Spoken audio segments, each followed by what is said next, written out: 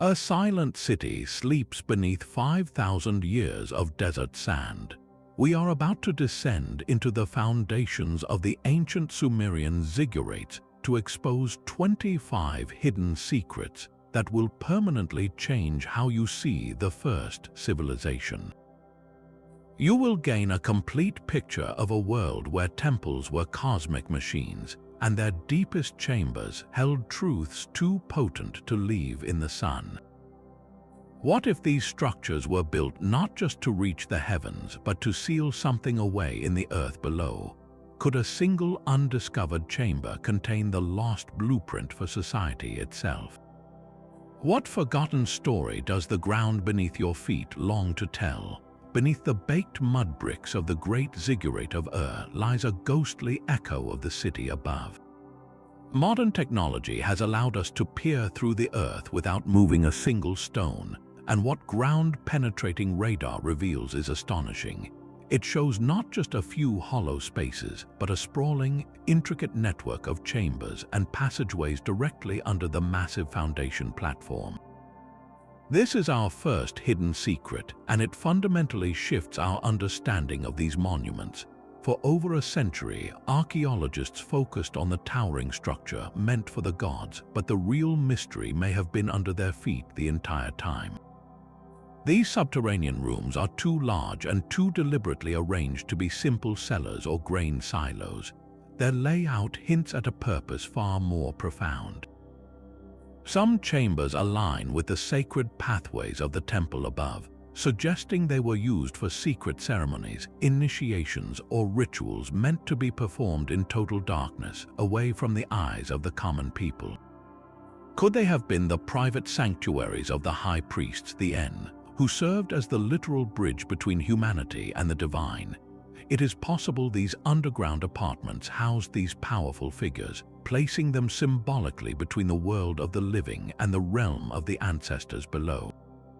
Even more tantalizing is the idea that these sealed spaces were designed to protect the civilization's most valuable possessions not from thieves, but from time itself. Sacred cuneiform tablets, ritual objects, or even the original divine laws given to the Sumerians might have been entombed there for safekeeping. The sheer scale of the network implies an entire subterranean district, a mirrored underworld city that operated in the cool, silent dark while daily life bustled under the sun. This means the ziggurat was not merely a staircase to heaven. It was a plug, a capstone on a vast, hidden complex. Every procession that climbed its steps, every offering made at its summit, was happening directly over a secret world. The full truth of what lies below awaits a single, monumental decision, a full-scale archaeological excavation that would be one of the most ambitious in history. Until then, the first secret of remains a map of shadows, a promise whispered from the deep earth. The shadowed chambers beneath were only the beginning. Our second hidden secret pushes us from the solid ground of archaeology into the electrifying realm of ancient astronaut theory. It asks a question that has captivated millions. Were the ziggurats not temples at all, but advanced machines built for or by the Anunnaki, the so-called gods who descended from the heavens in Sumerian myth? This idea hinges on a series of puzzling, tangible clues. The first is the staggering precision of the structures themselves. These massive edifices are aligned with celestial bodies with an accuracy that seems to defy the technology of 5,000 years ago. This alignment, theorists argue, was not for ceremony alone, but for function, perhaps to channel cosmic or terrestrial energy. Then there are the materials. The Sumerians used bitumen, a natural asphalt, as a waterproof mortar. Intriguingly, bitumen is also an excellent electrical insulator. Could it have been used to contain or direct a current? The speculation grows wilder with the discovery of artifacts like the so-called Baghdad batteries, clay pots found in the region dating to the Parthian period, centuries after the Sumerians but in the same cultural sphere. These pots contained copper cylinders and iron rods, and when filled with an acidic liquid like vinegar, they can produce a small electrical charge. While mainstream archaeology suggests these were used for electroplating jewelry or for religious rituals, ancient astronaut theorists see them as fragments of a lost technological understanding, a proof of concept that such knowledge existed. Ancient texts add fuel to this speculative fire. Sumerian inscriptions speak of the divine me, tablets of power that held the blueprints for civilization, and of divine fire or brilliant flashes associated with the gods. Could this be a metaphorical description of advanced technology, of electricity, or even something more profound? To separate wild speculation from genuine mystery, we must look at the evidence coldly. The alignments are real and precise. The material properties of bitumen are factual. The Baghdad batteries do produce a voltage. The leap into extraterrestrial landing platforms or cosmic power plants, however, requires a faith as strong as any religion. A more grounded, yet still astonishing, interpretation is that the Sumerians were tapping into a form of geomancy, the art of aligning structures with the Earth's natural energies or ley line. The ziggurat, in this view, becomes a focal point, a transducer of subtle terrestrial forces meant to energize rituals and bless the land. Whether you see the Anunnaki as mythic ancestors, symbolic planets, or visitors from another star, the undeniable truth is that the ziggurats were engineered with a purpose that transcends simple worship. They were instruments of connection, built to interface with powers beyond the human scale. The real secret may not be alien technology, but a human ingenuity so advanced and so forgotten that we can only explain it today by reaching for the stars. But the most profound secrets are often those written down. Our third hidden secret lies not in a chamber of stone, but in a library of clay, swallowed by the very river that gave Sumer life. The ancient city of Nippur was the spiritual heart of Mesopotamia, home to the temple of Enlil, king of all gods. Its ziggurat was the axis of the world. And beneath it, scholars are convinced, rests a treasure that could rewrite history, a vast archive of cuneiform tablets buried under centuries of mud from the Euphrates River's catastrophic floods. Imagine the scene, a sudden, overwhelming deluge, a river bursting its banks and surging through the city's streets. In the panic, priests and scribes would have had one priority: to protect the sacred and administrative records that were the civilization's memory.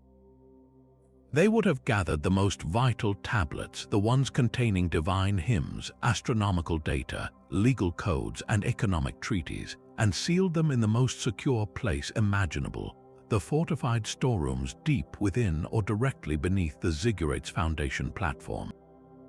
Then the waters came. They inundated the lower city, collapsing buildings and depositing layer upon layer of thick, preserving silt. What was a disaster for the living became a perfect time capsule for the inanimate. The same mud that buried Nippur sealed these chambers, protecting the fragile clay tablets from air, erosion, and later human interference for thousands of years. This potential cache is not just a few interesting documents. It is the equivalent of finding the complete National Archives, the Central Library, and the holy scriptures of the world's first civilization, all in one place.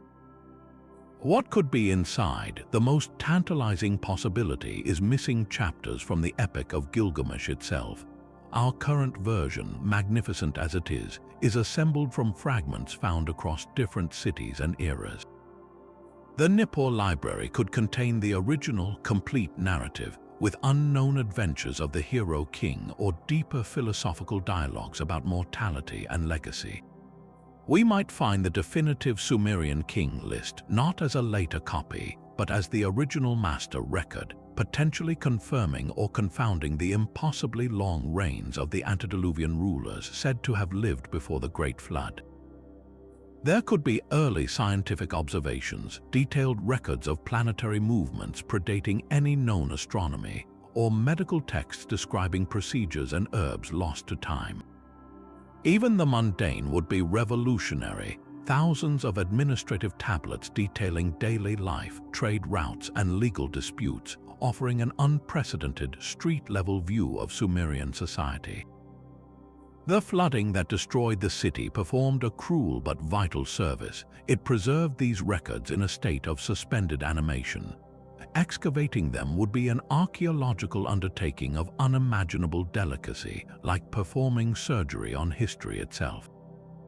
Each tablet, soft from millennia in the wet mud, would need immediate conservation the moment it saw the air, but the reward would be a voice from the deep past, speaking not in fragments, but in complete sentences, telling us the full story of how civilization began. This lost library is not merely a collection of artifacts, it is the silenced memory of an entire world, waiting in the dark, damp earth for its story to be heard again.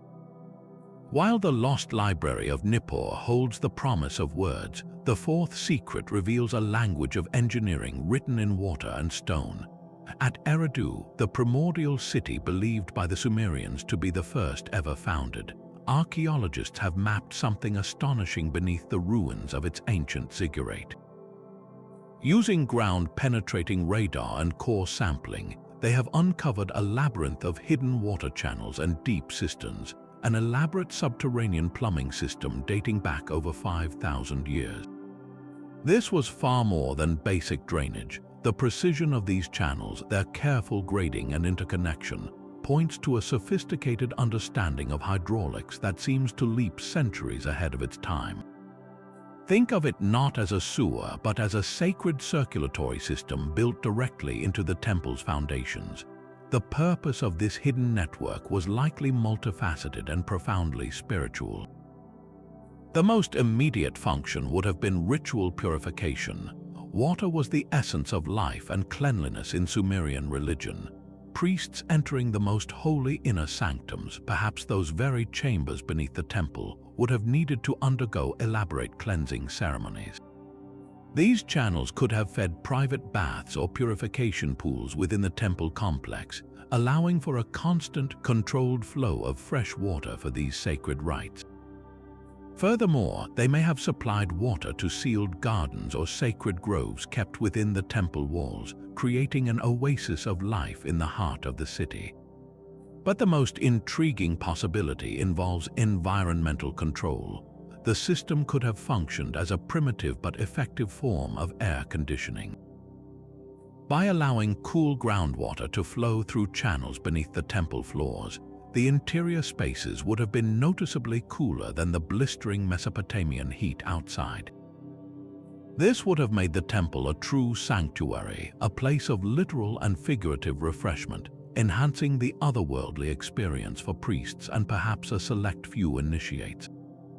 It also protected delicate stored items like clay tablets or textiles from the destructive humidity and heat. This discovery fundamentally challenges the simplistic view of early civilizations. It shows the Sumerians were not just stacking mud bricks toward the sky, they were master geoengineers thinking in 3 dimensions and manipulating the very elements beneath their feet. Water was not just a practical necessity, it was a divine element associated with the god Enki, the lord of the abyss and wisdom. By weaving water into the foundation of the temple dedicated to him at Eridu, they were literally building his essence into its structure. The ziggurat, therefore, was not an isolated monument. It was the pinnacle of a deeply rooted, holistic system that connected the heavens above with the freshwater abyss below.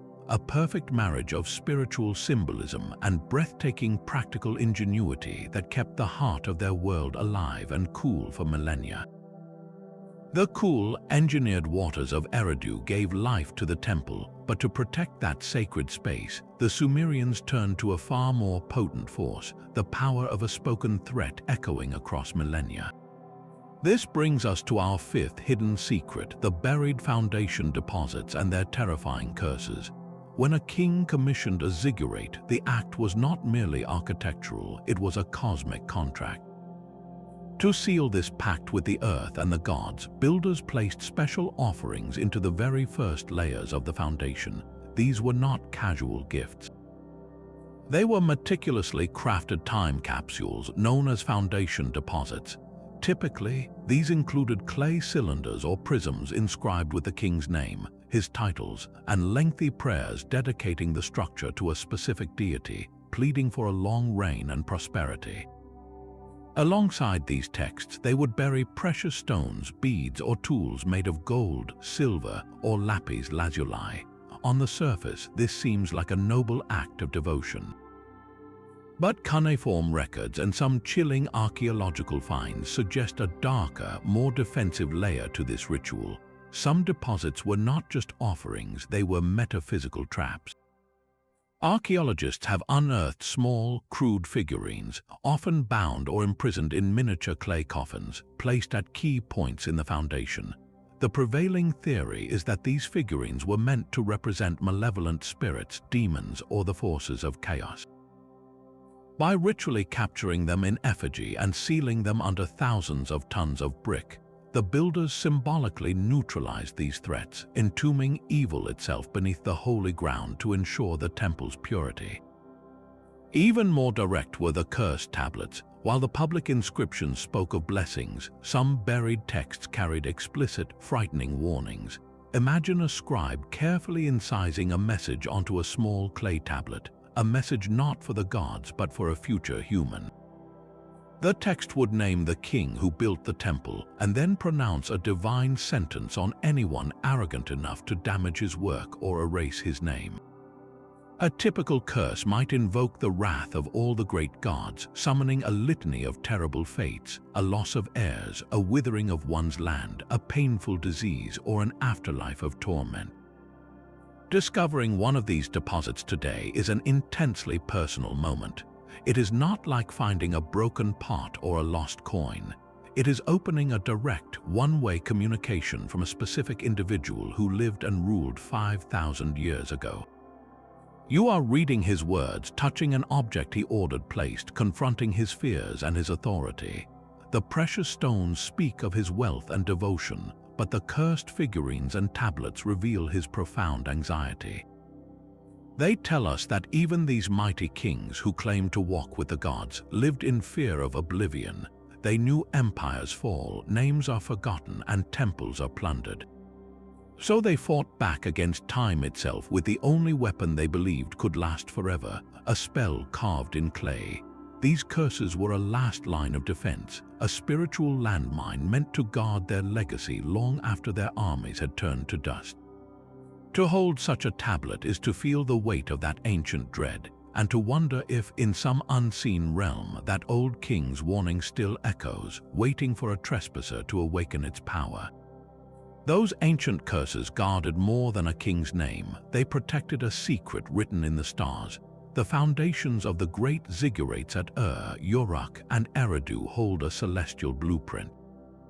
From the air, their locations on the Mesopotamian plain do not appear random. Instead, they form a near-perfect terrestrial mirror of the three bright stars in Orion's belt.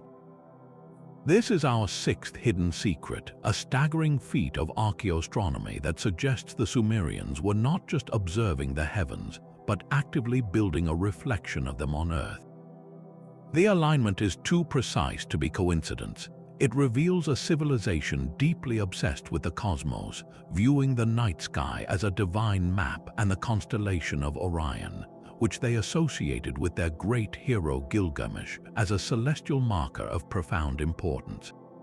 So what was the purpose of this massive earthly mirror? One compelling theory is that the Ziggurats functioned as cosmic gateways or stargates, designed to harness specific celestial energies during key astronomical events. The Sumerians possessed remarkably advanced astronomical knowledge, meticulously tracking planetary movements and star cycles, which they recorded on those very cuneiform tablets. They understood the solstices and equinoxes, the rhythmic breathing of the year. It is entirely plausible, then, that the architecture of the Ziggurats, from their towering heights to their deepest subterranean chambers, was engineered to interact with these cosmic rhythms.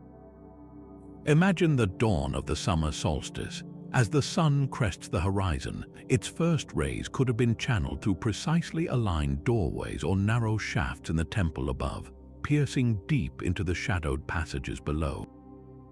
A single beam of light might travel down a central stairway or strike a specific marker stone in an underground chamber, illuminating it for only a few minutes each year. This would transform the entire ziggurat from a static monument into a dynamic, colossal cosmic clock. That moment of alignment would have been a moment of divine communion, a time when the barrier between heaven and earth was believed to be thinnest and the gods were most receptive. The subterranean chambers we discussed earlier take on a new role in this model. They were not just storage rooms or priestly quarters, they were the focal point of this celestial machinery. Their orientation and depth were calculated to capture and contain these fleeting beams of light, turning a dark, sealed space into a brilliant, temporary sanctuary. This practice of light harvesting is seen in later monuments like Newgrange in Ireland or the pyramids of Egypt, but the Sumerian Ziggurats may represent one of its earliest and most ambitious applications. They were attempting to tether their civilization to the eternal, predictable cycles of the cosmos, to literally anchor their temples in time and space. The implication is breathtaking. Every brick, every corridor, every sealed foundation deposit was part of an instrument designed to measure the heavens and channel their power. The ziggurat was a bridge, yes, but a bridge operating on a celestial schedule, opening a portal not just vertically between earth and sky, but horizontally across the desert plain, connecting sacred sites in a pattern only the gods could see from above. The celestial clockwork of the ziggurat protected more than cosmic secrets, it guarded a king's ransom. Our seventh hidden secret lies in the promise of unimaginable wealth, of gold and lapis lazuli hoards still sleeping in the deep dark. Cuneiform records are filled with boastful inventories, listing the staggering tributes kings like Sargon of Akkad dedicated to the gods, gold by the ton, lapis lazuli by the chest, treasures meant to secure divine favor for their empire. For centuries, we assumed these were kept in above-ground temple treasuries, rooms long since looted by time and conquerors, but a new theory is turning that assumption on its head. The most secure vault, the true national treasury, may have been the last place anyone would think to look, not in the temple but under it, carved directly into the bedrock beneath the ziggurat's massive first terrace. We have a glimpse of what these hoards might contain from a different kind of discovery, the royal tombs of Ur. Found in a cemetery adjacent to the ziggurat, these graves held treasures that took the world's breath away. The elaborate headdress of Queen Puobi made of golden leaves and lapis lazuli beads, intricate bull-headed lyres and daggers with hilts of solid gold. These were the personal possessions of royalty for the afterlife. Now consider the official state wealth, the accumulated offerings of an entire empire. That would have been orders of magnitude greater, and it required a fortress, not a tomb. The logical, almost obvious location would be a chamber engineered into the very foundation of the ziggurat itself. This space would have been accessible only to the highest priests and the king, reached by a hidden, heavily guarded passage descending from the temple.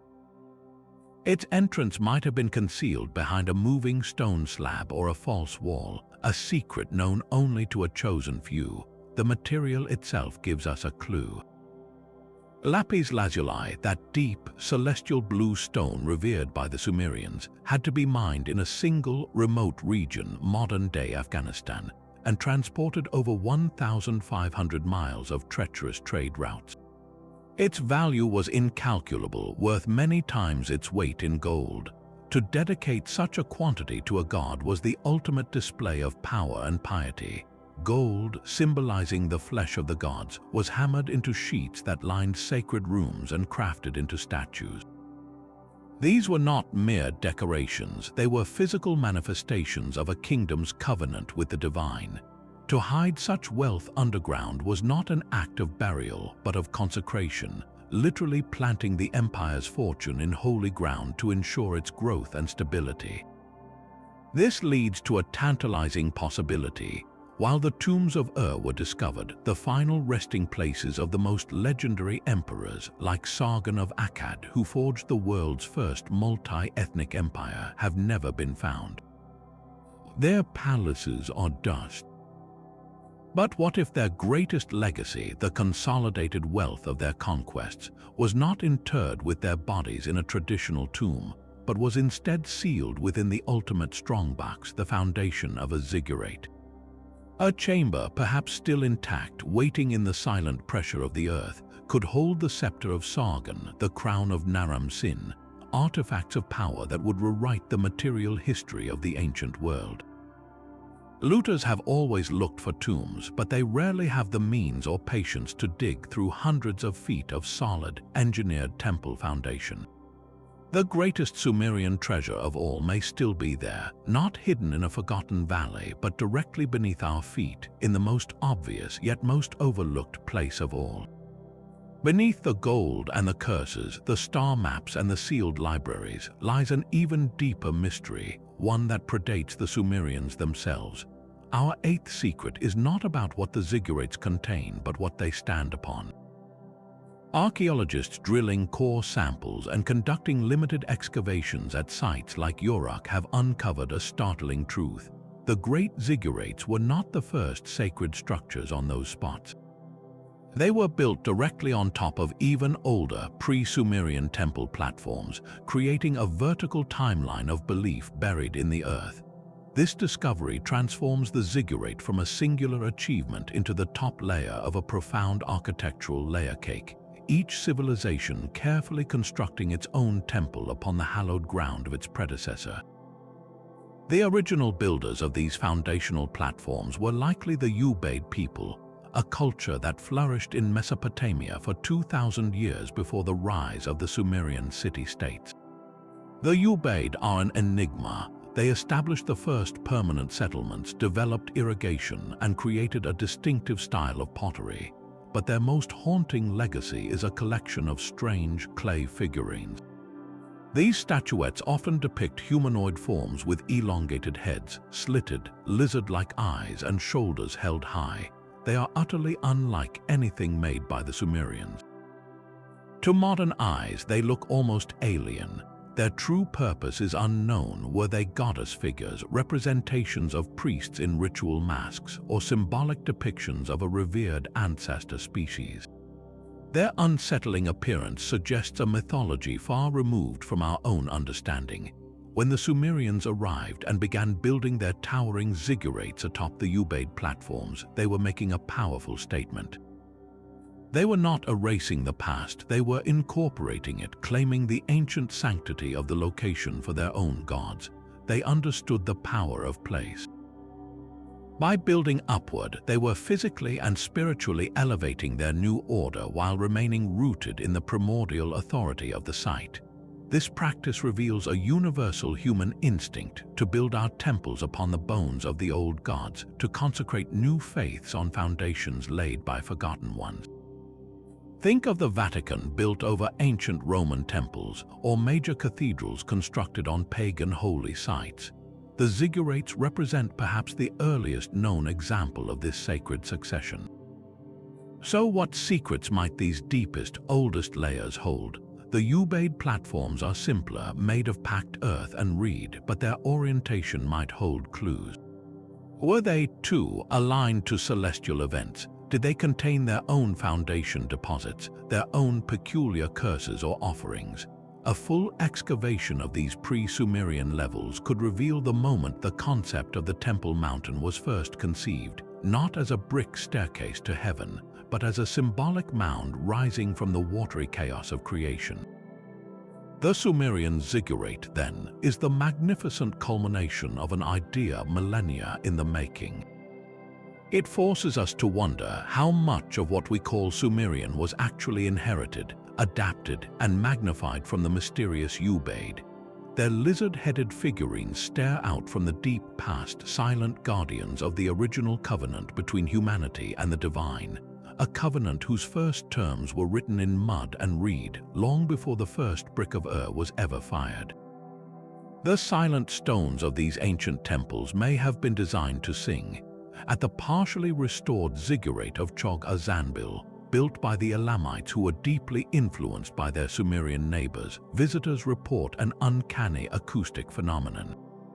Step into one of its remaining lower chambers, speak in a normal tone, and your voice behaves strangely. A whisper seems to travel, clinging to the walls, while certain pitches create a deep, resonant hum that lingers in the air long after you've stopped speaking.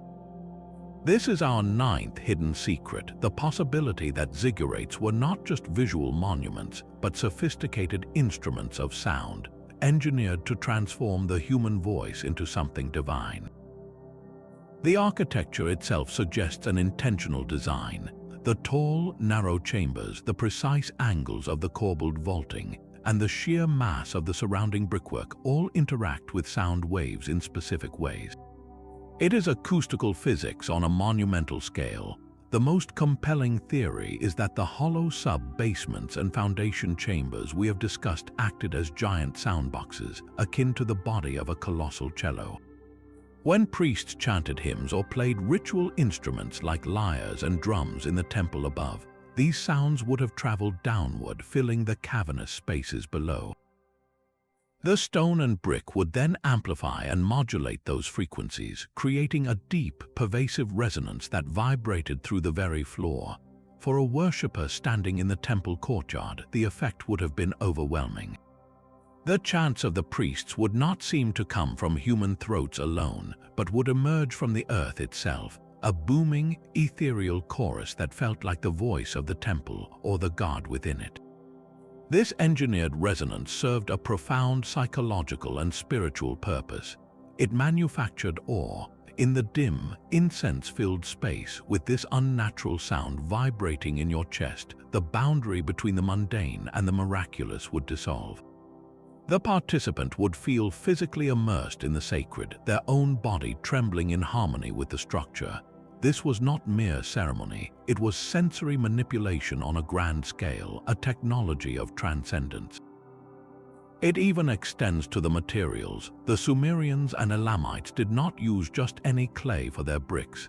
They selected specific soils, sometimes mixing in straw or bitumen, and fired them to precise densities. Could certain brick compositions have been chosen not only for strength, but for their sonic properties, for how they reflected or absorbed specific harmonic frequencies? The very stones of the ziggurat, then, were tuned components in a spiritual amplifier.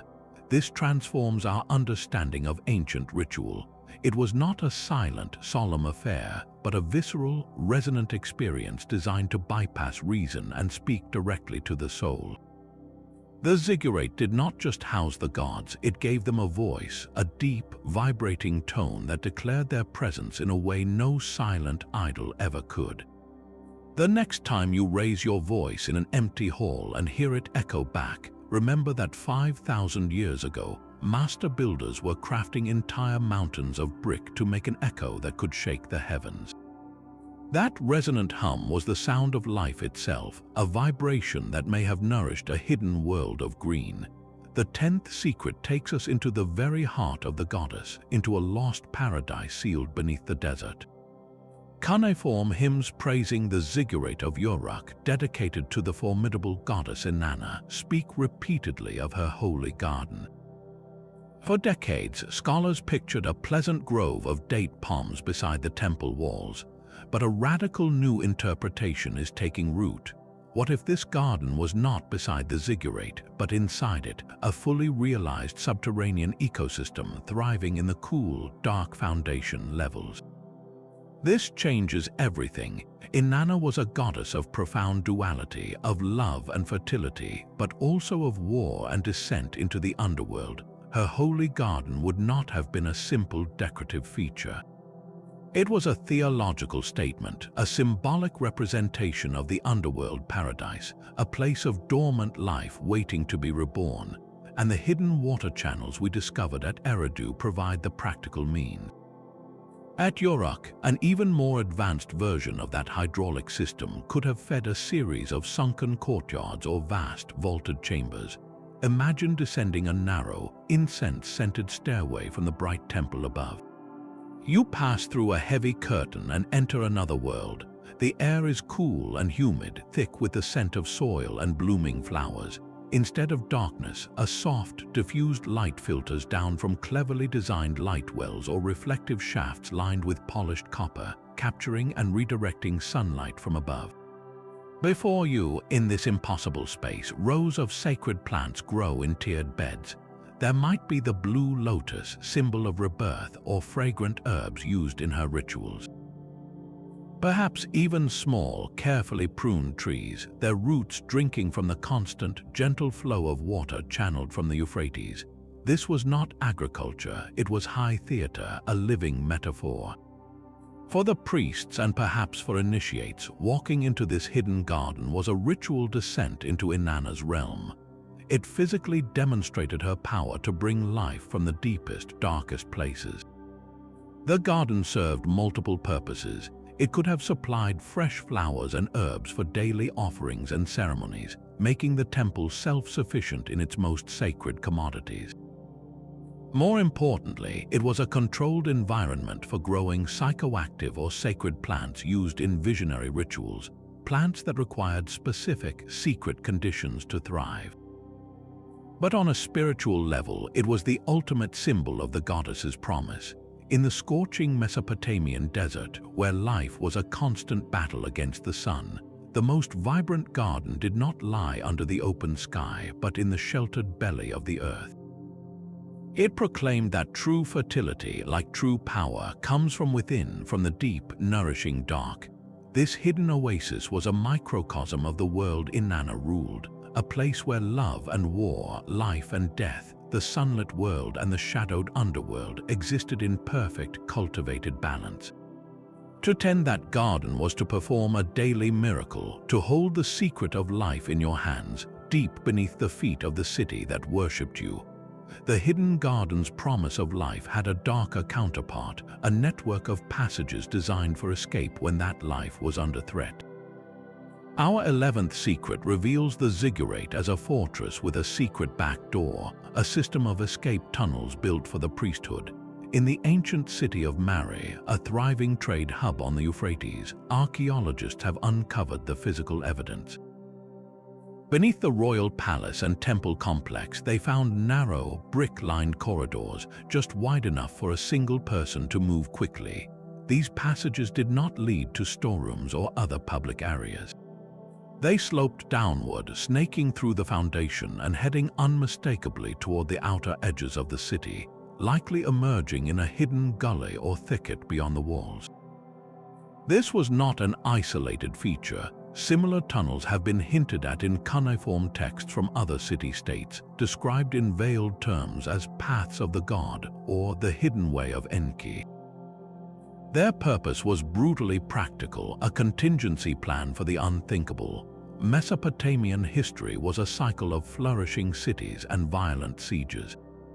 When an enemy army breached the outer defenses and began torching the city, the last redoubt was always the temple complex. The ziggurat, while imposing, was not an impregnable castle. A besieging force could simply starve out or burn out anyone inside.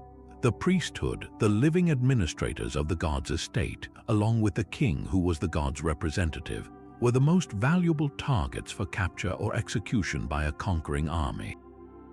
Their survival was equated with the survival of the city's divine mandate, so they engineered an exit. Imagine the scene during the final hours of a siege.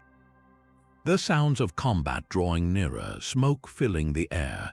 In the deepest, most secure chamber of the ziggurat complex, a small group gathers by flickering lamplight. The high priest, the king, perhaps a few key scribes or royal family members.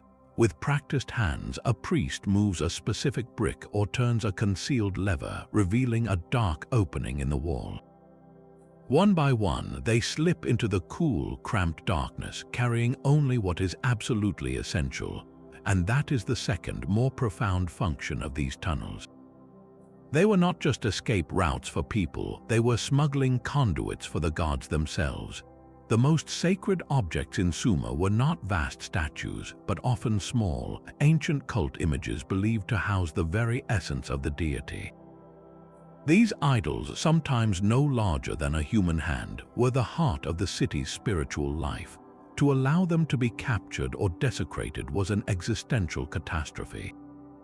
It meant the god had abandoned the city to its fate. Therefore, the primary mission in those final, panicked moments may have been to secure these cult statues. Wrapped in precious linens and placed in a sealed container, the god would be carried through the trembling earth, guided by priests who had memorized every turn of the tunnel in total darkness. They would emerge outside the chaos, becoming refugees carrying the soul of their civilization. They could then travel to an allied city or a hidden sanctuary, preserving the continuity of worship and the hope of eventual return. These tunnels tell a story of profound pragmatism beneath the lofty spiritual ideals. They acknowledge a hard truth that temples fall, but faith must find a way to flee.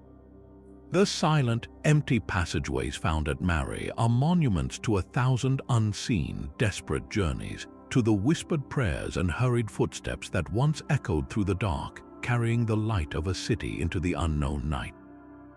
The escape tunnels were a desperate measure for the end of days, but another hidden chamber was designed for the beginning of time itself. The 12th secret reimagines the very purpose of the Ziggurats foundation. While its summit reached for the stars, its deepest roots may have housed a buried astronomical observatory. This idea flips our understanding completely. Instead of looking up from a high platform, Sumerian priest astronomers could have been looking down, using the entire mountain of brick as a precision instrument. In the absolute darkness of a sealed subterranean chamber, free from the glare of torchlight or the flicker of the horizon, they could achieve a level of observational clarity impossible above ground. The mechanism would have been elegant in its simplicity. A long, narrow shaft, meticulously engineered through thousands of tons of brickwork, would pierce from the chamber's ceiling all the way to a small, precise opening high on the Ziggurate's exterior wall. This was not a ventilation shaft, it was a celestial sightline. On one specific night each year, as a certain bright star like Sirius or the planet Venus reached a key position in the sky, its light would pour down that stone tube like a laser beam, striking a marker on the chamber floor. That single point of starlight in the profound dark would signal a holy day, a time for planting, a royal coronation, or a divine festival. But the observations could have been even more subtle. Without any shaft at all, the chamber could have functioned as a massive camera obscura. A tiny, unintended crack or a specially designed aperture somewhere in the vaulted ceiling could allow a slender beam of sunlight to enter. Over the course of a day, this spot of light would travel slowly across the floor or wall. By marking its path at different times of the year, the priests could map the sun's changing altitude with incredible accuracy, creating a permanent, indoor solar calendar etched into the very floor of their sanctuary. The stability of this environment was its greatest asset. Up on the windy, open summit, a measuring rod might tremble or a scribe's hand might shake in the cold.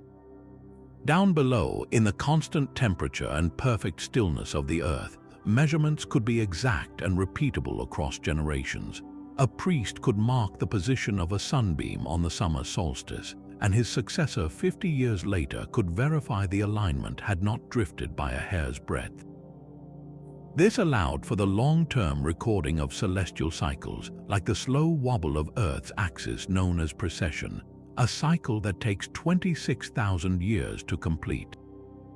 Cuneiform tablets show the Sumerians were aware of such grand cycles, but how could they measure them over centuries? A fixed observatory, anchored in bedrock and passed from master to apprentice for hundreds of years, provides the perfect answer. The ziggurat, therefore, was a dual-purpose instrument. Its top was public and symbolic, a place to proclaim connection to the heavens. Its base was secret and scientific, a place to calculate that connection with mathematical certainty.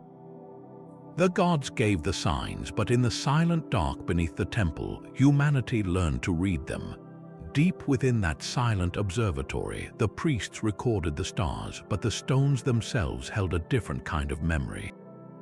Our 13th secret suggests the ziggurat's deepest message was carved not on a portable tablet, but on the very bones of the structure.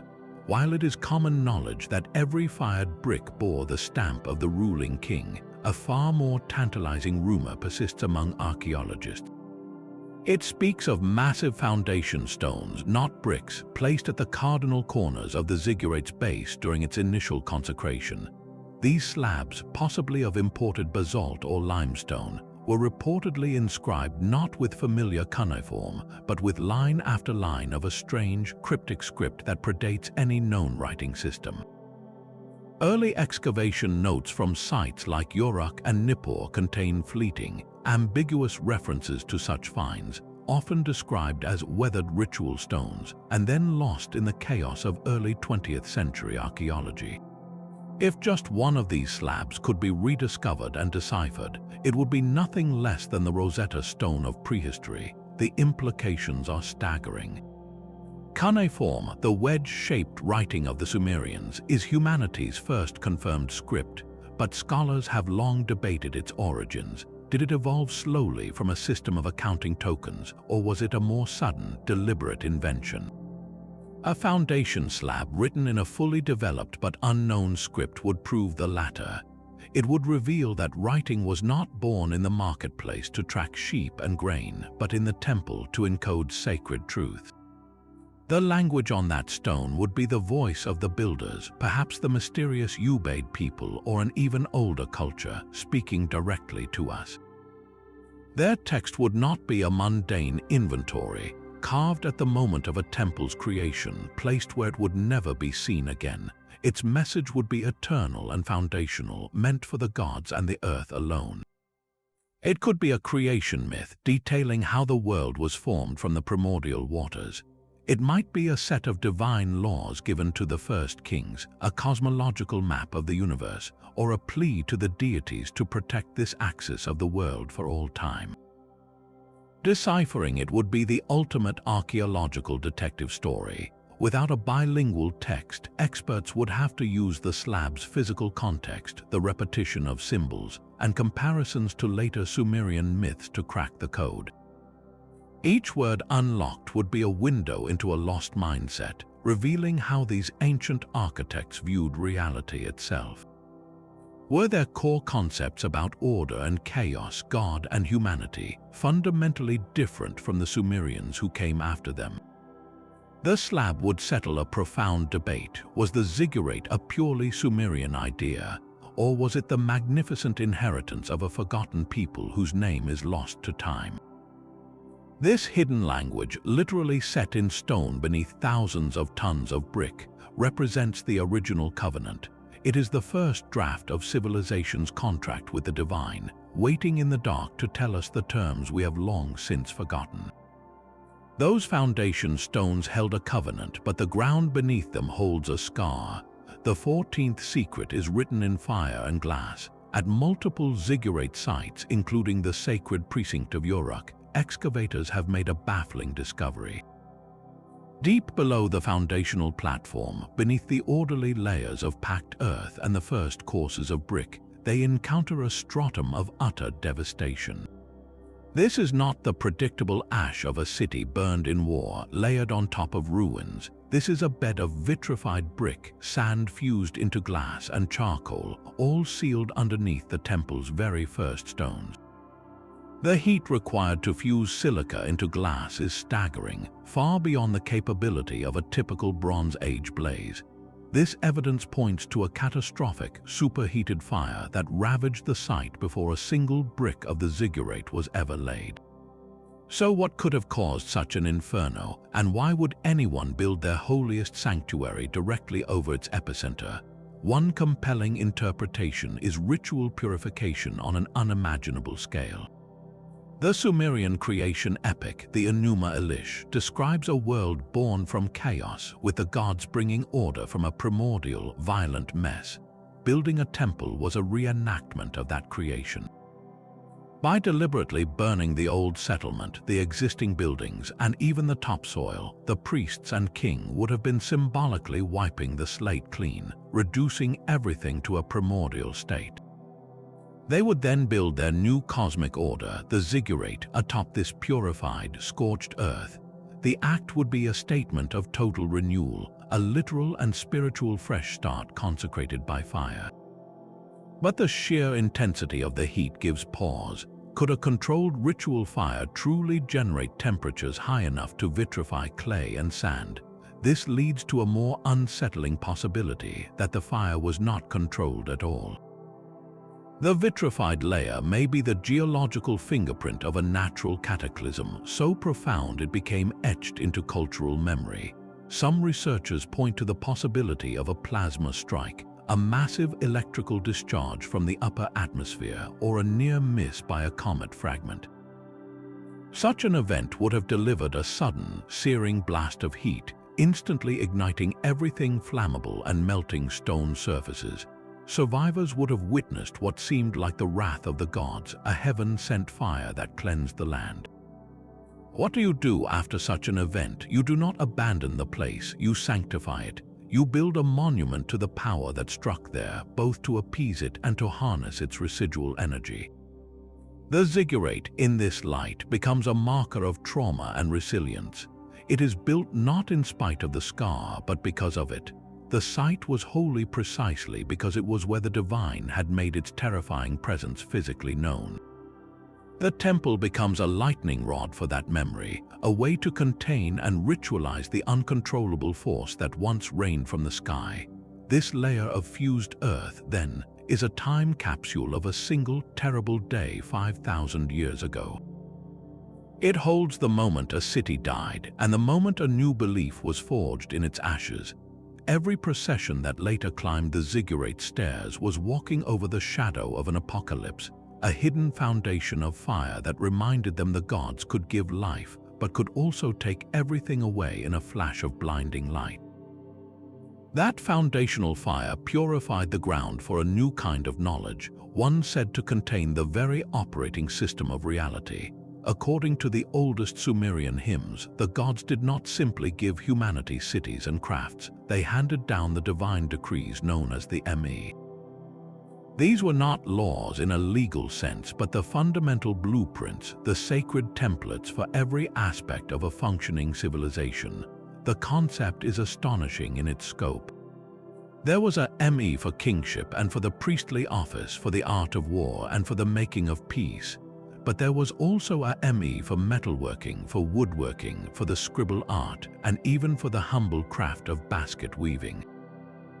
Each decree contained the essence, the perfect idealized form of that concept. To possess the Me for kingship was to understand and wield the true divine nature of rulership itself. Tradition states these powerful objects were kept in a special, heavily guarded chamber within the temple of the goddess Inanna in Uruk. But if these decrees were tangible objects, not just abstract ideas, what form did they take, and where was this chamber actually located? The most logical, secure place would be deep within the temple complex, likely in a subterranean vault directly associated with the ziggurat's foundation. This would transform the idea of a hidden archive from a metaphor into a potential archaeological fact. Imagine a small, windowless room, its walls lined with niches. Instead of clay tablets, these niches hold objects of immense symbolic power. Perhaps the Me for kingship was a scepter of a unique, unidentifiable metal. The Me for writing could have been a single, perfect stylus made from a meteorite, or a pristine clay tablet inscribed with the original, God-given signs. The Me for music might have been a specific, sacred rhythm hammered onto a copper disc. These were not instruction manuals, they were the physical seeds of the concepts themselves, believed to radiate their essence and maintain the cosmic order. Guarding them would have been the most sacred duty of the priesthood. Access would have been restricted to the highest initiates, perhaps only the high priestess of Inanna and the king during a coronation ritual. The chamber's location would have been the ultimate state secret, passed orally from one generation to the next, its entrance concealed behind a moving wall or beneath a false floor in the temple's innermost sanctuary. Over centuries of invasion, dynastic change, and temple renovation, that oral tradition could have been broken. The knowledge of how to find the chamber might have died with a single priest in a forgotten siege. This means the archive of the ME could still be there, not plundered because its very existence was forgotten. The materials pose another mystery. If the ME were inscribed on something more perishable than clay, like parchment, wax, or specially treated wood, they would have long since dissolved in the damp Mesopotamian soil. But if they were made of stone, metal, or a fired ceramic unlike any other, they could await discovery. Finding this chamber would be more significant than uncovering any treasure of gold. It would be like discovering the original patent office for human society, holding the certified designs for civilization as the gods intended it. It would answer the haunting question of what the Sumerians believed they were truly building, not just a city, but a perfect divine pattern made manifest on earth. The silence of that lost chamber is the silence of the first blueprint, waiting in the dark to be read once more. The blueprint of the ME defined civilization, but it required a living force to animate it. That force was water, the very blood of the earth. Our 16th secret flows from ancient texts and into the ground itself, revealing that many ziggurats were not just built on dry land, but were deliberately anchored over hidden springs and subterranean rivers. At Eridu, the city of the water god Enki, this connection was everything. Sumerian hymns describe the temple not as a building on a plain, but as a mountain built at the mouth of the two rivers. This was not a poetic fantasy. New geological surveys suggest they may have been speaking literally about an underground confluence where freshwater aquifers met deep beneath the temple's foundation. The ziggurat, then, was far more than a staircase. It was a cosmic axis, a fixed point connecting three realms: the heavens above, the world of men in the middle, and the Abzu, the sweet, primordial waters beneath the earth from which all life was believed to have sprung. To build over such a source was to plug your city directly into the divine life force. Imagine the engineering feat. Priests and hydrologists would have first located these secret springs through soundings or the observation of certain plants. Then they designed the temple's deepest foundations not to block the water, but to incorporate it. Channels or carefully constructed stone-lined basins would have been built to collect and direct this sacred flow. The water might have surfaced in a sealed, echoing grotto beneath the main sanctuary, a private, dripping chamber where only the high priest could go to commune with Enki. Or it could have fed the hidden garden we discussed earlier, its roots drinking directly from the underworld. This design transformed the ziggurat into a machine of symbolic perfection. Every offering made at its summit was in effect being presented at the junction of all creation. The smoke of the sacrifice rose to the gods above, while the libations poured out flowed down, eventually seeping back into the sacred Abzu below, completing a perfect circuit of devotion. The structure became a living map of the Sumerian cosmos. Its highest terrace represented the realm of An, the sky god. The middle levels were for the world of humans and lesser deities. And its deepest foundations, constantly touched by the cool, hidden water, were the domain of Enki and the ancestors. This was the ultimate act of geomancy, of aligning human ambition with the Earth's own hidden anatomy. Proving this connection would require finding one of these sealed water features intact. Using ground-penetrating radar tuned to detect moisture, scientists might one day map the ghostly outline of a spring-fed pool or a narrow channel leading from the Euphrates, now dry and filled with silt, but still tracing its ancient path directly under the temple's core. Such a discovery would be a revelation. It would show the ziggurat not as a solitary monument, but as the capstone of a vast, invisible hydrological system. A spiritual lighthouse built where the deep waters of eternity brushed closest to the world of men. The sacred waters flowing beneath the ziggurat promised life, but sometimes the gods demanded a life in return. Our 17th secret descends into the most desperate and chilling ritual of all, the burial of a substitute king. Mesopotamian texts from later periods, like the Neo-Assyrian Empire, describe a terrifying procedure for when omens predicted the death of the true ruler. To cheat this fate, a humble substitute would be plucked from obscurity, often a gardener, a prisoner, or a simpleton. This man would be dressed in royal robes, seated on the throne, and treated as king for 100 days. He would eat the finest foods, issue decrees, and live in luxury, all while bearing the catastrophic destiny meant for the true monarch. At the end of this period, with the evil fate presumably transferred and fulfilled, the substitute king and his queen, often a palace slave girl, would be ritually executed. Their deaths cleansed the land of the prophesied doom. While this practice is documented centuries after the height of Sumer, scholars believe its roots stretch back to the earliest city-states and their foundational ziggurats. The critical, haunting question is, where would you bury such a charged, unlucky corpse? You could not inter him in the royal cemetery, for he was no true king. You could not cast him out as a common criminal, for he had performed a vital, sacred service. The logical, grim solution was a secret internment within the most consecrated ground available, the foundation platform of the city's ziggurat.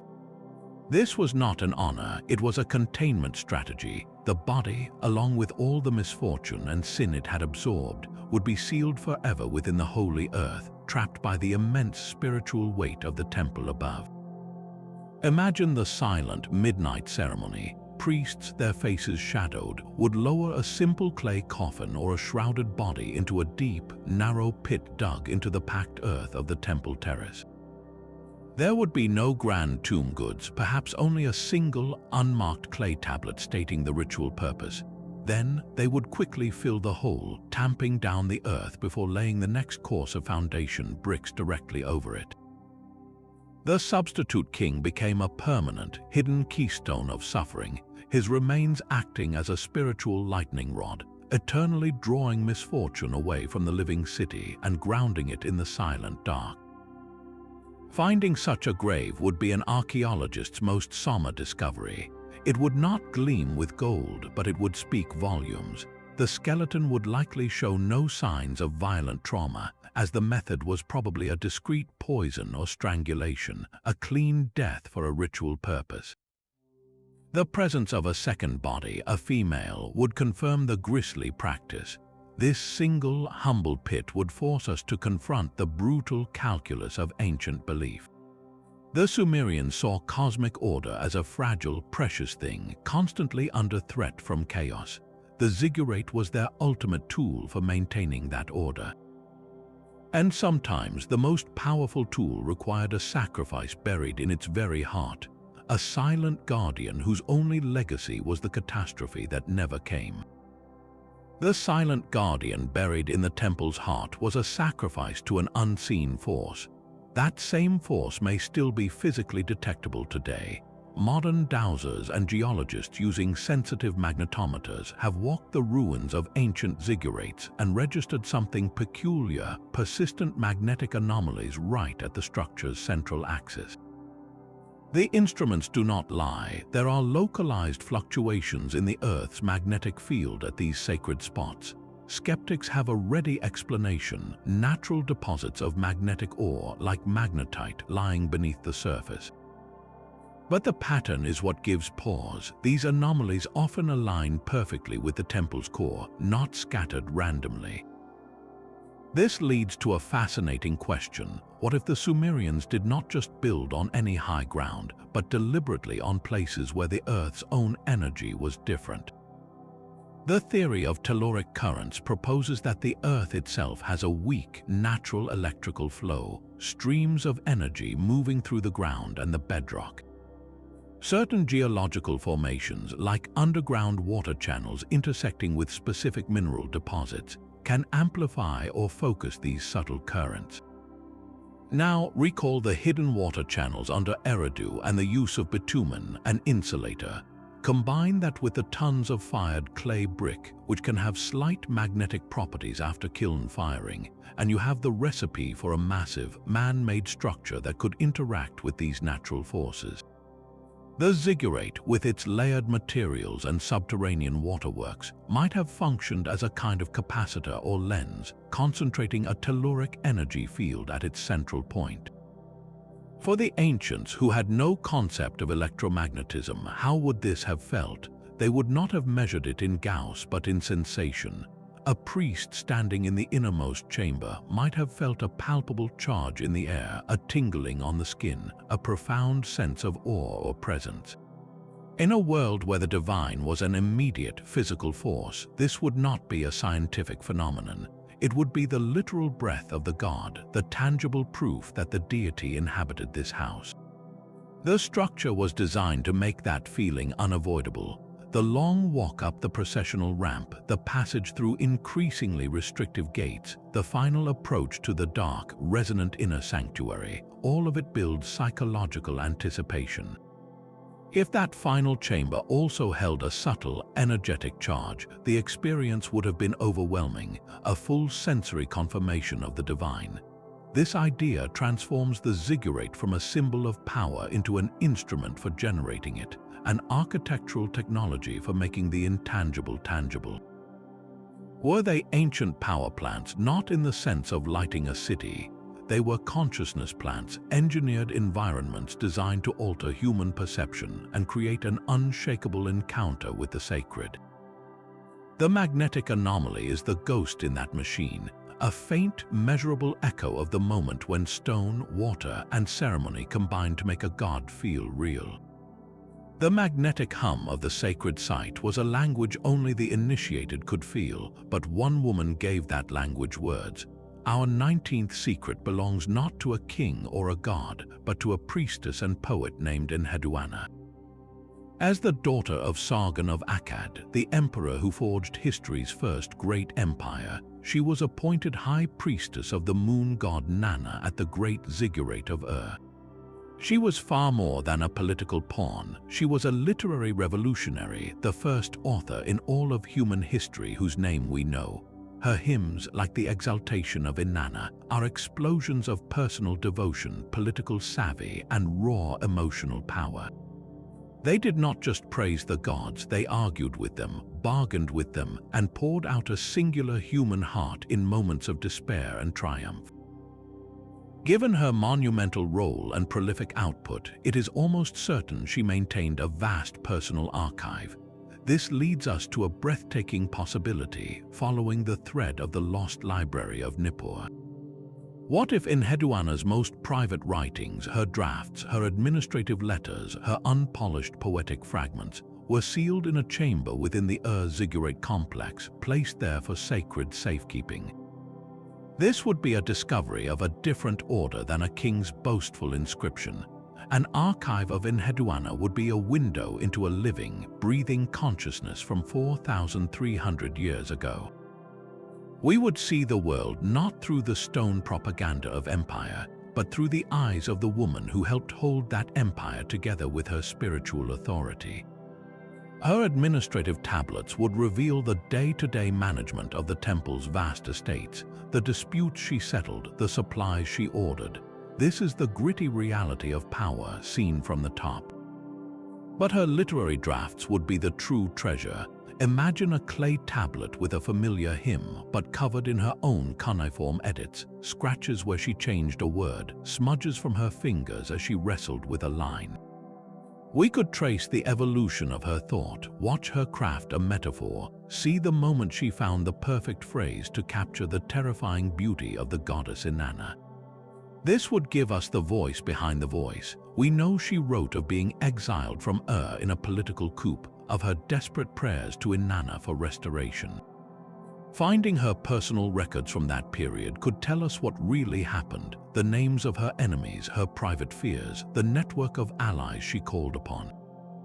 It would be history's first memoir written in real time. This sealed chamber would offer something no other Sumerian find can: an unfiltered, personal view of empire, religion, and literature from the mind of a towering genius.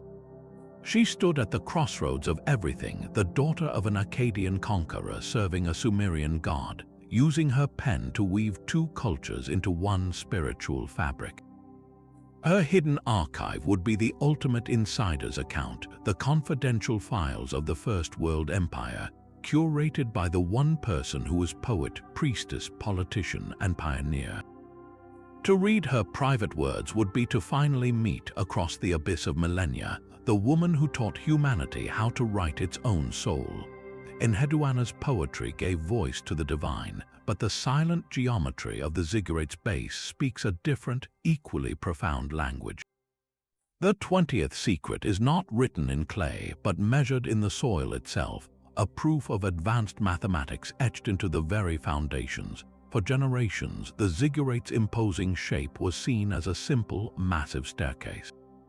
Modern surveys tell a different story. The base of the Great Ziggurate of Ur is not merely a square, it is a near-perfect square with sides aligned to the cardinal directions with an accuracy that defies simple guesswork. This precision is no accident of ambitious mud brick construction. By carefully examining the foundation trenches and the proportional ratios between the different terraced levels, mathematicians have uncovered something astonishing.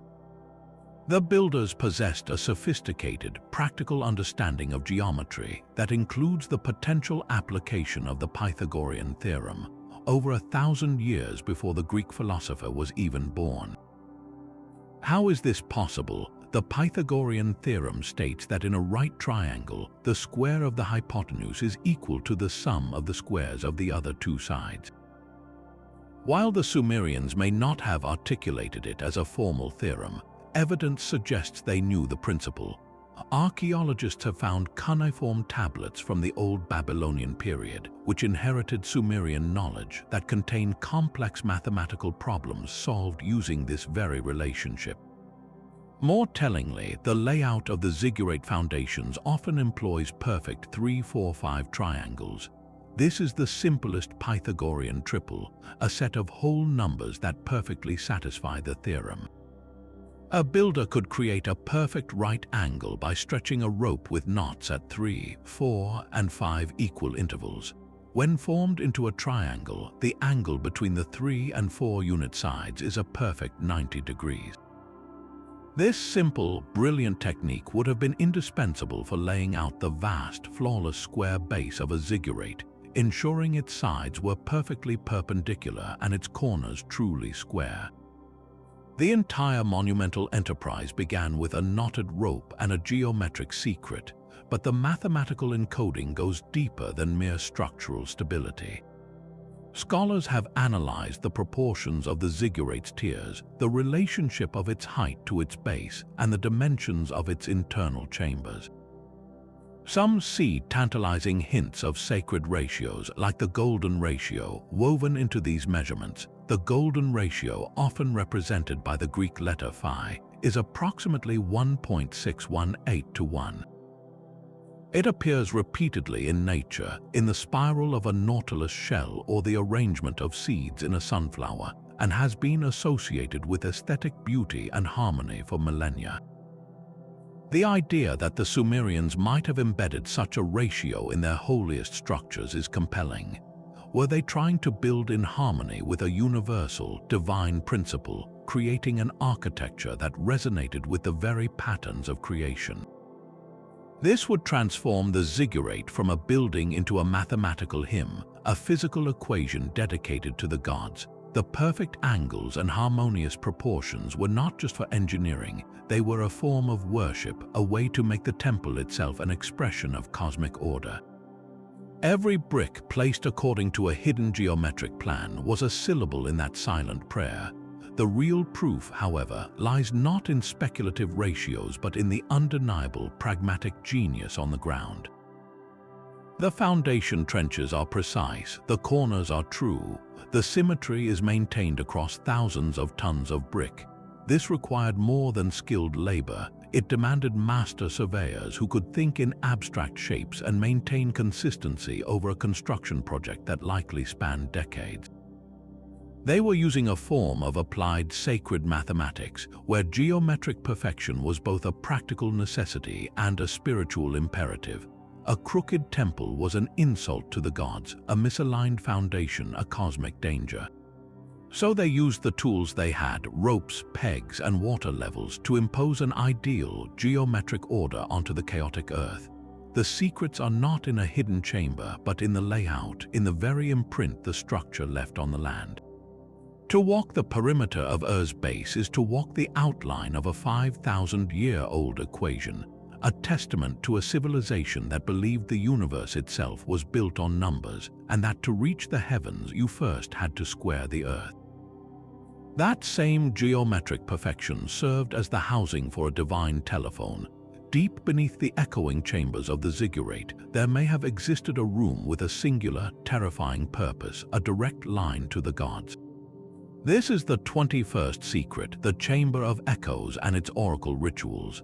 Building on the incredible acoustics we discovered earlier, this theory suggests that sound was not just for atmosphere but for conversation.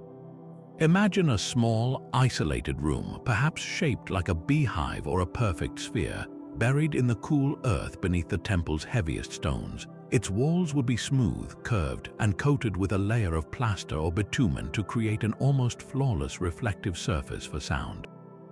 This was not a storage room or a tomb, it was a ritual instrument, an acoustic oracle. The procedure would have been meticulously staged. After days of fasting and purification, a high priest or priestess, often the En or En2, would descend alone into the profound darkness, guided only by a single flickering lamp. They would bring with them the weighty questions of the kingdom, a query about the coming harvest, the outcome of a distant war, or the health of the king. Standing at the precise center of this chamber, they would speak the question aloud into the stillness, and then they would listen. In that absolute quiet, every sound would be magnified and transformed. Their own voice would return to them in layered, whispering echoes, the syllables stretching and blending into an incomprehensible murmur. A single drop of water, falling from a seep in the ceiling into a strategically placed bronze basin, would resonate like a gong. The distant, muffled chant of other priests in a connected chamber above could filter down as a ghostly, wordless drone. In this heightened state of sensory deprivation and anticipation, the human mind seeks patterns. The random echoes and drips would begin to form words, phrases, commands. The priest, trained in the art of interpretation, would translate these chaotic sounds into a coherent divine message. This practice turns the entire concept of prophecy inside out.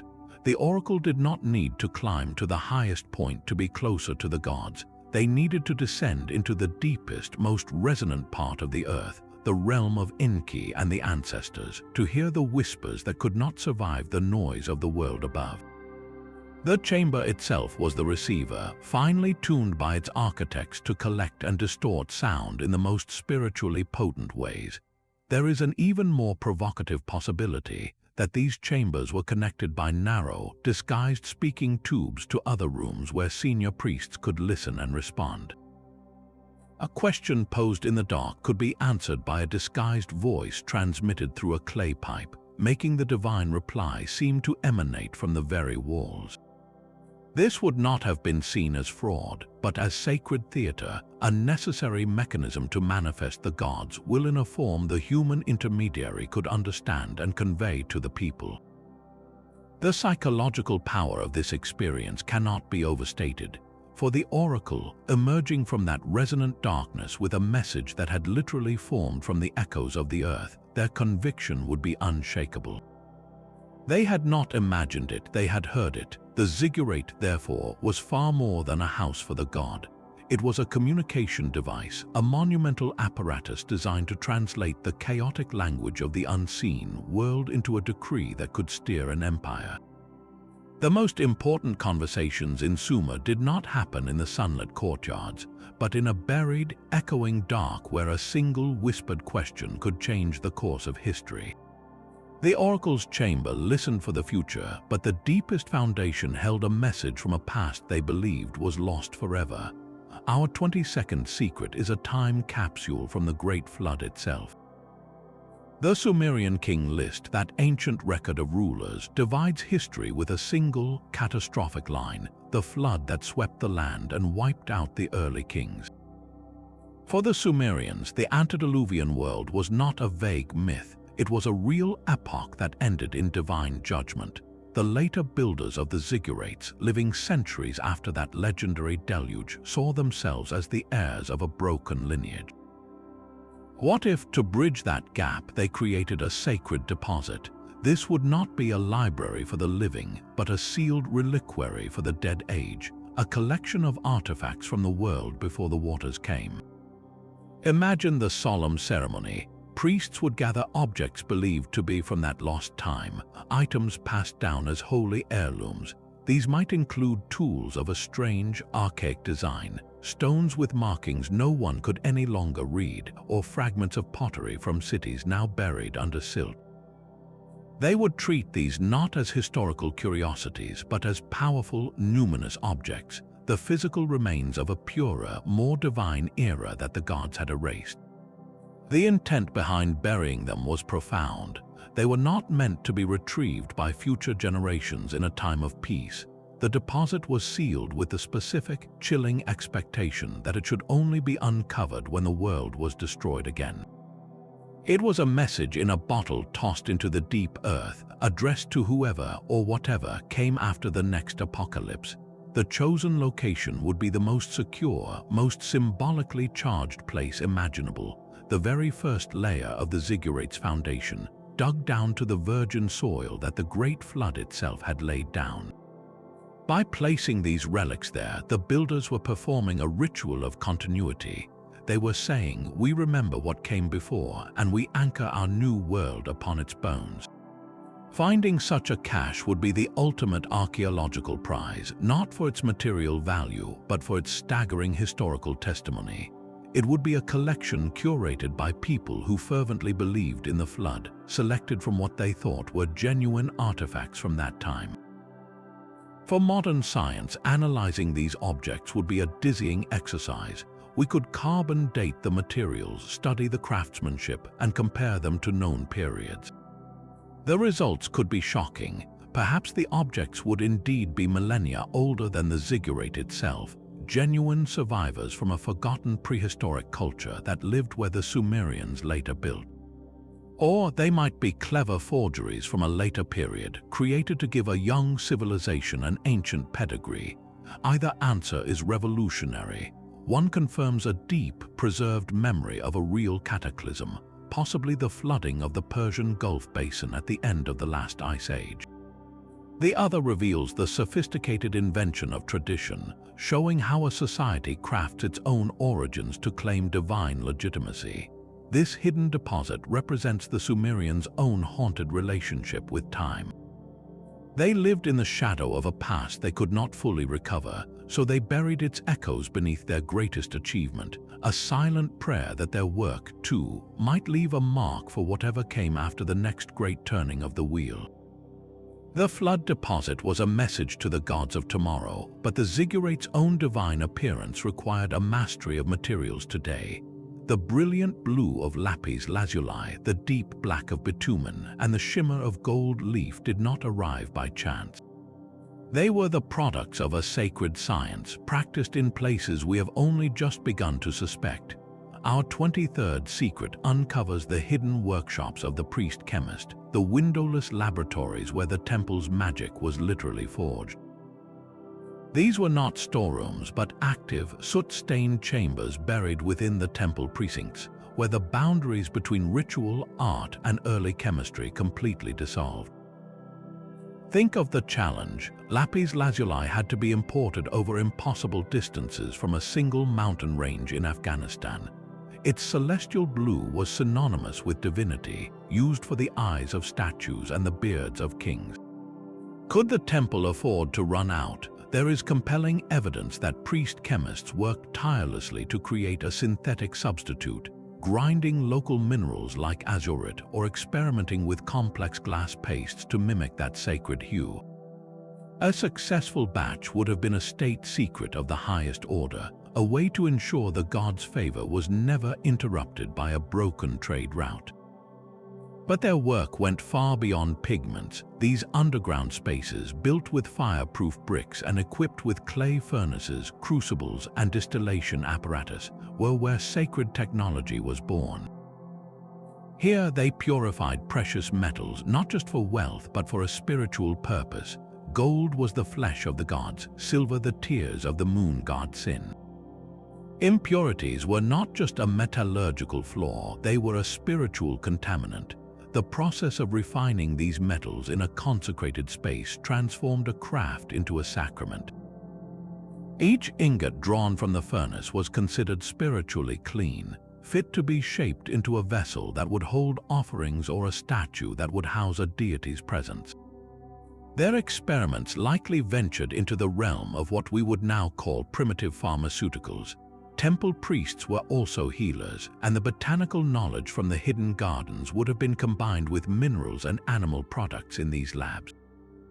They might have processed sulfur for skin ointments, created salves from bitumen for its antiseptic properties, or distilled aromatic resins for use in rituals and medicine.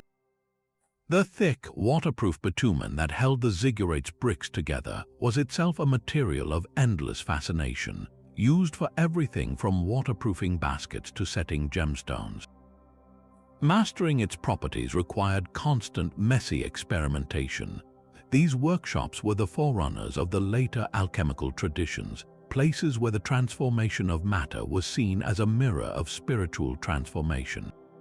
The chemist-priest was not just a technician, he was a mystic manipulating the building blocks of creation, seeking to unlock the material secrets the gods had woven into the world. To discover one of these sealed chambers would be to find a time capsule of ancient ingenuity. The walls would be blackened with smoke, the floors would be littered with broken crucibles, slag, and pigment-stained grinding stones. Storage jars might still hold residues of long-evaporated tinctures or powdered minerals.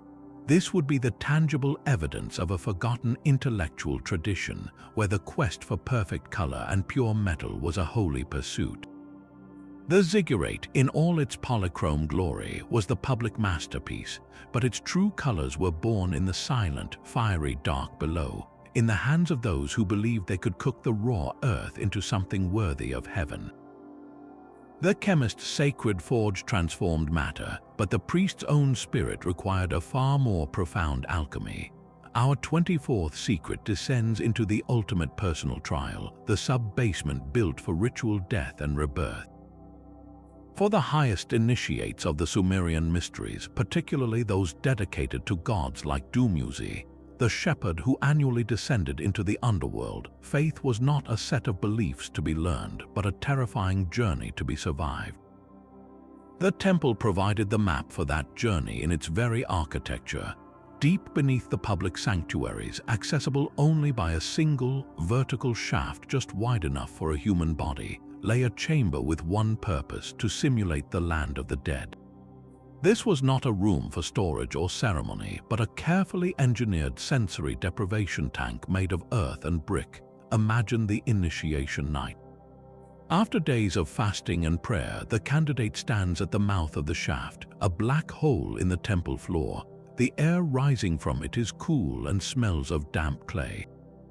The only sound is the distant drip of water. Priests secure a rope around his chest. With no further words, they lower him hand over hand into the absolute dark. The light from above shrinks to a coin, then a pinprick, then vanishes. He dangles in a void, the rough brick walls brushing his shoulders until his feet touch the cold, packed earth floor. The rope is withdrawn, the covering stone is slid back into place with a final hollow boom. And then there is only silence and blackness so complete it feels like a physical weight. For hours, or perhaps an entire night, he is left alone with the totality of the underworld. In that profound isolation, every fear, every doubt, every memory surfaces. He is symbolically entombed, sharing the fate of Dumuzi, experiencing the gods' despair and abandonment. This was the core of the mystery. You could not understand rebirth unless you first truly knew death. The psychological impact was the entire point. The chamber's design maximized disorientation and vulnerability. Its dimensions would have been cramped, preventing the initiate from lying down comfortably, forcing a state of tense alertness. The air would have been still and thick. With no light, the mind would begin to conjure sounds and visions, blurring the line between ritual and reality. In this state, every whispered prayer became a conversation with ghosts, every heartbeat an echo in the empty realm of the ancestors. When the time was complete, a sliver of light would appear high above as the stone was moved. The rope would descend once more. As he was hauled back up the narrow shaft, the world slowly returning, the warmth of the temple air hitting his face. It was not the same man emerging. He had died below and was now reborn into a new rank, a new understanding. He had walked in the footsteps of the gods and returned to testify. This hidden sub-basement was the most personal of the Ziggurates' secrets. While the king's treasures were buried for glory and the libraries for knowledge, this chamber was built for the transformation of a single human soul. It turned the temple's foundation into a spiritual womb, a place where the old self was dissolved in darkness so a new, consecrated life could rise into the light. That ritual death in the dark was a personal confrontation with limits, but the final secret is written in the earth itself, a monument to the ultimate limit of an entire civilization. Our 25th and final hidden secret is not a chamber or a treasure, but an absence, a ghostly footprint larger than the building that stands upon it. At several Ziggurat sites, core samples and ground-penetrating radar have revealed a startling truth. The lowest foundational terrace, the first and most crucial layer laid upon the virgin soil, extends outwards beyond the edges of the massive structure we see today. The ground plan of the foundation is bigger than the building it supports. This is not an engineering error. It is the archaeological signature of a dream scaled back, the buried blueprint for a ziggurat that never was. The original vision was even more colossal, more audacious, a mountain of brick that would have dwarfed its already monumental successor. So what happened? Why would a society pour its resources into laying a gigantic foundation, only to change its mind and build a smaller temple on top of it? The answer is written in the harsh realities of Mesopotamian life. The most likely culprit is war. The construction of a great ziggurat was a project spanning decades, even generations. If a rival city-state launched a devastating raid or a prolonged siege, the king's resources would instantly be diverted from cosmic ambition to immediate survival. The workforce of thousands, including skilled artisans and engineers, would be conscripted into the army. The long, vulnerable trade routes bringing cedar wood from Lebanon or lapis lazuli from Afghanistan would be cut. The project would stall, and when it resumed years later, perhaps under a new, less confident dynasty, the original breathtaking scale would seem like a dangerous extravagance. They would simply build within the existing, oversized foundation, creating a still impressive but fundamentally reduced version of the dream. Another possibility is a simple, brutal shortage of resources. The original blueprint might have called for a ziggurat with 7 terraces instead of 5, or a base so wide it would have consumed the brick output of the entire region for a century. After laying the gigantic foundation, the planners may have run the numbers and realized the project was mathematically impossible to complete in the king's lifetime, or that it would bankrupt the city's grain stores feeding the laborers. Scaling back was not a failure of faith, but a pragmatic retreat from an ambition that threatened the very society it was meant to glorify. The most intriguing possibility, however, is a shift in religious doctrine. The original, vast foundation might have been laid for a temple dedicated to one set of gods or one particular cosmological vision. Then, a theological revolution could have swept the priesthood. A new dynasty might have favored a different patron deity, requiring a different layout or a different symbolic proportion. The old foundation, already consecrated and incredibly expensive, could not be moved. So the new vision was simply built within its confines, a new holy of holies sitting inside the ghost of the old one. This ghost foundation is the most poignant of all the secrets. It holds the imprint of a greater ambition, a more direct line to heaven that the Sumerians dared to plan but could not complete. To stand at the edge of the visible ziggurat and know that its true footprint extends another 20 feet into the earth on all sides is to feel the shadow of that lost magnitude. It is a testament to the tension at the heart of their civilization, a drive to build heaven on earth forever checked by the earthly demands of war, famine, and human limitation. The finished ziggurat is what they achieved, but the buried outline is what they truly desired. It is the silent, stony echo of a prayer that was too big for the world to hold. From potential alien technology and lost libraries to sacred gardens and cosmic clocks, the 25 secrets beneath the Sumerian Ziggurats paint a picture of a civilization far more complex, spiritual, and ingenious than we often imagine. These were not just piles of brick left to bake in the desert sun. They were the beating heart of an entire world, a world that saw the cosmos in a handful of dust and heard the voice of the divine in the echo of a dripping spring. Their foundations were not mere footings, but roots delving into mysteries we are only beginning to grasp. Each hidden chamber, each aligned stone, each buried curse was a sentence in a long, silent story written in the earth, a story about humanity's first attempt to build a ladder between the mud and the stars. That story asks us to look beyond the ruin and see the living machine, the sacred instrument, the sealed archive, the desperate escape route, and the silent tomb. It challenges the simple narrative of primitive worship and replaces it with a portrait of breathtaking holistic genius, where architecture, astronomy, hydrology, psychology, and deep faith were woven into a single monumental fabric. So we are left with two compelling questions. Which of these 25 hidden secrets fascinates you the most? Is it the chilling practicality of the substitute king, forever buried as a spiritual lightning rod? Or the haunting possibility of Enheduanna's personal archive, waiting to share a 4,000-year-old whisper? Perhaps it is the Ghost Foundation, the outline of a dream too big for their world to hold, that resonates with you. And this leads to the second, even bigger question. Do you think we will ever fully excavate these sacred foundations? The technological and ethical challenges are immense. Ground-penetrating radar can map the shadows, but to physically open these spaces is to risk destroying the very things we seek. The damp soil that preserved tablets for millennia would turn them to sludge in the open air. A single misstep could collapse a resonance chamber that has held its acoustic secret for 50 centuries.